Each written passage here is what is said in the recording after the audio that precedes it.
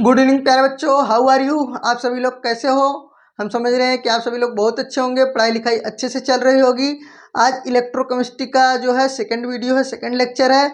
इसमें हम बात करने वाले हैं गैल्वानिक सेल पर। किस पर बात करने वाले हैं?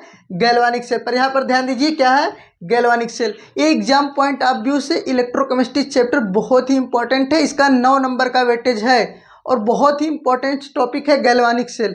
अगर ये गैल्वानिक सेल आपको नहीं समझ में आया, इसका कंस्ट्रक्शन नहीं समझ में आया, इसकी वर्किंग नहीं समझ में आई, तो आगे का कोई भी न्यूमेरिकल आप सॉल्व नहीं कर सकते हो। ये इतना इंपॉर्टेंट है, तो ध्यान से समझिए। गैल्वानिक सेल के हम किस पॉइंट पर डिस्कस करेंगे? Point number 1, what is the galvanic cell. क्या what is the galvanic cell, galvanic cell क्या है, इस पर डिस्कस करेंगे हम। Construction of galvanic cell, galvanic cell बनाया कैसे जाता है, अगर हमको एग्जाम में लिखना होगा तो उसको कैसे लिखेंगे, इसका वर्किंग प्रोसेस क्या है, इसको हम जानेंगे। क्या वर्किंग प्रोसेस क्या है, गैल्वानिक सेल वर्क कैसे करता है। उसके बाद इसके अंदर क्या क्या केमिकल रिएक्शंस होते हैं गैल्वानिक सेल में, क्या गैल्वानिक सेल में क्या क्या रिएक्शंस होते हैं, इसका सेल रिप्रेजेंटेशन कैसा होता है, ईएमएफ ऑफ सेल यानी कितनी पावर प्रोड्यूस कर सकता है, कितना इलेक्ट्रोमोटिव फोर्स क्या है ये जनरेट कर सकता है। तो टू दी पॉइंट हम बात करने वाले हैं। सबसे पहले what is the galvanic cell. क्या what is the galvanic cell. Galvanic cell एक ऐसा सेल है, आप ऐसे समझ लीजिए इजी लैंग्वेज में, जो केमिकल एनर्जी को इलेक्ट्रिकल एनर्जी में कन्वर्ट करता है। क्या है? Galvanic cell is a device which convert the chemical energy into the electrical energy. क्या गैल्वानिक सेल वह युक्ति है, वह डिवाइस है जो रासायनिक ऊर्जा को विद्युत ऊर्जा में बदलती है। बस इतना याद रखिए। What is galvanic cell. Galvanic cell is a device which convert the chemical energy into electrical energy. Clear? ये चीज है वह गैल्वानिक सेल। क्या है? ये चीज है galvanic cell. Construction of galvanic cell यानी गैल्वानिक सेल बना कैसे होता है, या फिर अगर हमको गैल्वानिक सेल बनाना है तो हम कैसे बनाएंगे। क्या अगर गैल्वानिक सेल हमको बनाना है तो हम कैसे बनाएंगे, और अगर बना होता है तो कैसे बना होता है। ध्यान से समझिए। कंस्ट्रक्शन अगर आपको करना है तो ये समझ लीजिए आपके पास क्या होना चाहिए, 2 बीकर होना चाहिए। क्या होना चाहिए? 2 बीकर होना चाहिए। और एक आपके पास होना चाहिए जिंक की राड, एक आपके पास क्या होना चाहिए, कापर की राड। क्या है? कापर की राड और जिंक की राड। जिंक की राड को जिंक सल्फेट के सॉल्यूशन में डीप कर देते हैं, कापर की राड को कापर सल्फेट के सॉल्यूशन में डीप कर देते हैं। ये टेम्परेचर क्या होता है? रूम टेम्परेचर होता है, नॉर्मल टेम्परेचर होता है एट 25 डिग्री सेल्सियस। प्रेशर क्या होता है? 1 atm होता है। क्या होता है? 1 atm प्रेशर होता है यहाँ पर। और यहाँ पर हम क्या करते हैं, जिंक वाली राड को कापर वाली राड से एक इलेक्ट्रिक वायर के थ्रू क्या कर देते हैं, जिंक की राड को कापर की राड से कनेक्ट करते हैं। वाया एक इलेक्ट्रिक वायर से दोनों को हम कनेक्ट कर देते हैं। बीच में हम एमीटर लगा देते हैं जिससे हमको डिफ्लेक्शंस पता चले। और इन दोनों सॉल्यूशंस को दोनों सॉल्यूशंस को एक साल्ट ब्रिज से हम क्या कर देते हैं, अटैच कर देते हैं। साल्ट ब्रिज क्या होता है? एक ग्लास की ट्यूब होती है जिसमें अमोनियम क्लोराइड NH4Cl, क्या NH4Cl, और अगर नामक क्या किया है, इसमें जेल भरा होता है। क्या होता है? जेल भरा होता है। इसका वर्क होता है, ये जो है सर्किट को कंप्लीट करता है। क्या करता है? सर्किट को कंप्लीट करता है, यानी सर्किट कंप्लीट होगी तभी जब जो है दोनों सॉल्यूशन कनेक्ट होंगे। दूसरी चीज़ यह इलेक्ट्रिक न्यूट्रलिटी को मेंटेन करता है, यानी कहीं इलेक्ट्रॉन आयन ज़्यादा हो रहे हैं, कहीं कम हो रहे हैं, तो क्या करता है, ये इलेक्ट्रिक न्यूट्रलिटी को मेंटेन करता है, इसलिए हम इसको लगाते हैं। ये जंक्शंस पोटेंशियल्स को रोकता है। क्या?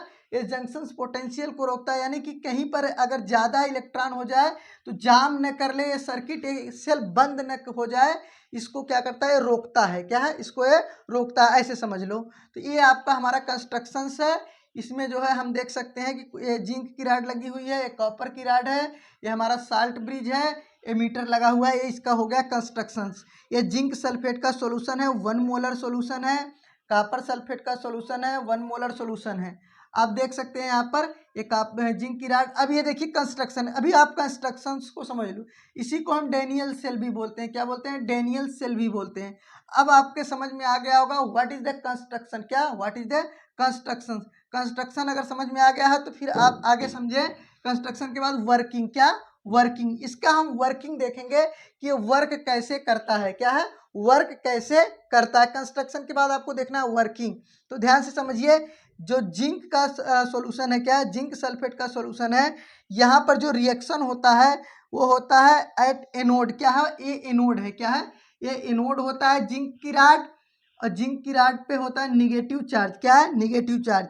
एनोड पर रिएक्शन होता है ऑक्सीडेशन, क्या होता है, ऑक्सीडेशन।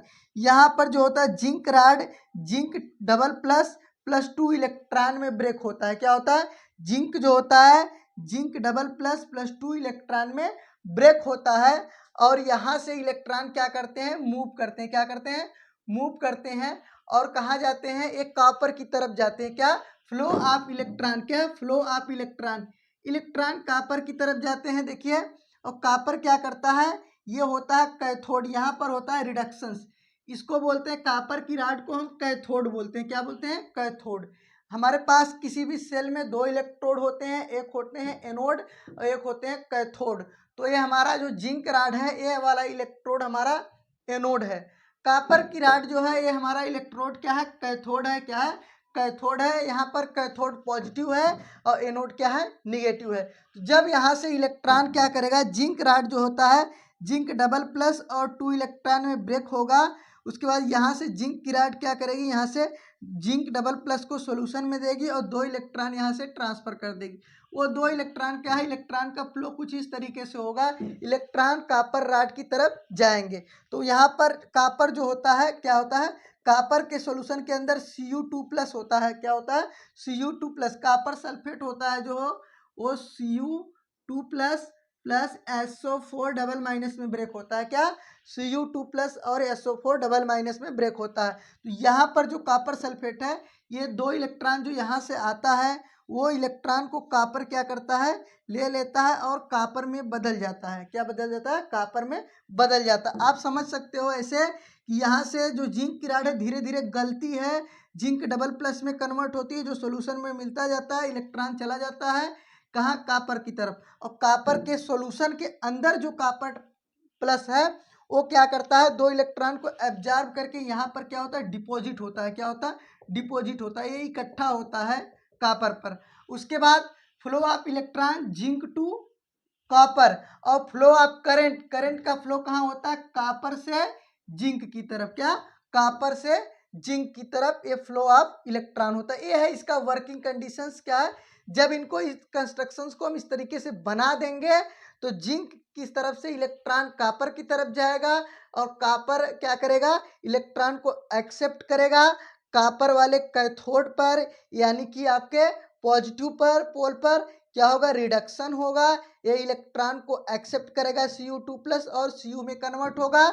यहाँ पर ऑक्सीडेशन होता है, जिंक जो होता है zinc double plus plus 2 electron में ब्रेक होता है। ये इसका क्या है, ये इसका आपका है वर्किंग, क्या है, वर्किंग। और यहाँ पर फ्लो ऑफ करंट इधर से कॉपर से जिंक की तरफ होता है, flow of electron zinc to copper की तरफ होता है, ये इसका है वर्किंग। इस तरीके से वर्क करता है और हमें क्या देता है, इलेक्ट्रिक करंट देता है, क्या देता है, इलेक्ट्रिक करंट। नेक्स्ट हम इसके केमिकल रिएक्शंस की बात करेंगे, किसकी बात करेंगे, केमिकल रिएक्शंस की बात करेंगे। तो इसके 2 इलेक्ट्रोड है, दोनों इलेक्ट्रोड पर क्या होते हैं, एक पर आपका ऑक्सीडेशन होता है, दूसरे पर क्या होता है, रिडक्शन होता है। तो ऑक्सीडेशन आप देख रहे हो, ऑक्सीडेशन होता है आपके एनोड पर जिंक के रॉड पर, और जो रिडक्शन होता है वो होता है क्या, कैथोड पर, क्या होता है, कैथोड पर Cu2+ 2 इलेक्ट्रॉन। ठीक, अगर हमको लिखना है एनोड का रिएक्शन, क्या, रिएक्शन एट एनोड, तो हम यही लिखेंगे Zn डबल प्लस, उसके बाद आपका 2 इलेक्ट्रॉन। अगर हमको लिखना है रिएक्शन एट कैथोड, क्या, रिएक्शन एट कैथोड, तो हम लिखेंगे copper double plus plus 2 electron copper. ये हो गए अलग अलग से रिएक्शन एनोड के और कैथोड के। लेकिन अगर आपसे पूछा जाए what is the cell reaction, इस सेल का रिएक्शन क्या है, कैथोड एनोड न करके अगर आपको लिखना होगा सेल रिएक्शन, क्या लिखना होगा, सेल रिएक्शन। यहाँ पर लिखा हुआ है केमिकल रिएक्शन यानी सेल रिएक्शन। सेल रिएक्शन क्या होगा, इधर ध्यान से समझिए। यहाँ पर जिंक क्या है, जिंक डबल प्लस 2 इलेक्ट्रॉन में कन्वर्ट होता है, ये हमारा क्या है, एनोड है, क्या है, एनोड पर रिएक्शन होता है। कैथोड पर क्या रिएक्शन होता है, copper double plus plus 2 electron. ये देखिए दोनों रिएक्शंस को हम ऐड कर देंगे तो हमको मिलेगा ये cell reaction. Zn double Zn देखिए इधर से ध्यान से क्या है Zn, इधर से देखिए दिख रहा होगा Zn Cu2 plus Zn2 plus और यहाँ पर क्या है Cu। इस रिएक्शंस को हम बोलते हैं सेल रिएक्शन। क्या बोलते हैं? Cell reaction. ये हमारा सेल रिएक्शन है जो हमने गैल्वानिक सेल बनाया है, इसका ये सेल रिएक्शन है ZnCu2 plus Zn2 plus Cu।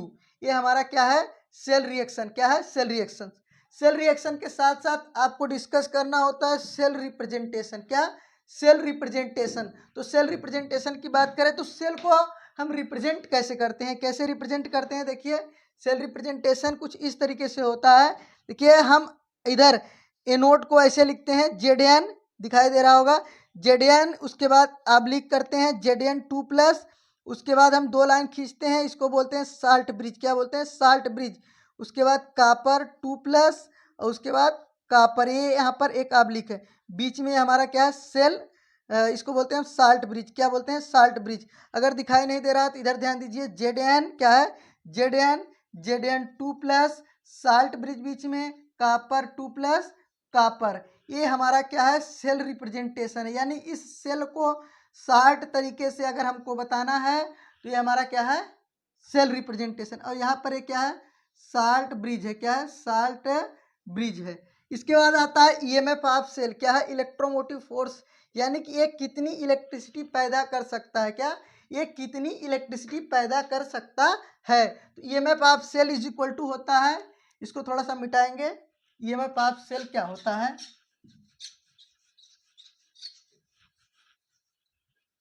देखिए ईएमएफ ऑफ सेल, क्या? ईएमएफ ऑफ सेल ऐसे आप ऐसे लिख दीजिए ई सेल। ई सेल यानी कि ई कैथोड पर जो आपका पोटेंशियल है, ई कैथोड माइनस ई एनोड। क्या? ई कैथोड माइनस ई एनोड, यानी कि जो कैथोड का पोटेंशियल है उसमें से एनोड के पोटेंशियल को हम क्या करेंगे? सबट्रैक्ट कर देंगे तो हमको ई सेल यानी पूरा सेल का पोटेंशियल मिल जाएगा। क्या? पूरा सेल का पोटेंशियल मिल जाएगा। तो कैथोड पर हमारा क्या है? कॉपर है। कॉपर का जो पोटेंशियल है वो क्या है? 0.34। क्या है? 0.34 माइनस, इसके बाद हमारा क्या है? जिंक का, जिंक का होता है -0.76। क्या? -0.76। तो यहाँ पर इसको हम सब्ट्रैक्ट करेंगे तो 0.34 प्लस 0.76 तो आ जाएगा 1.10 वोल्ट। तो ये हमारा हो गया सेल। क्या?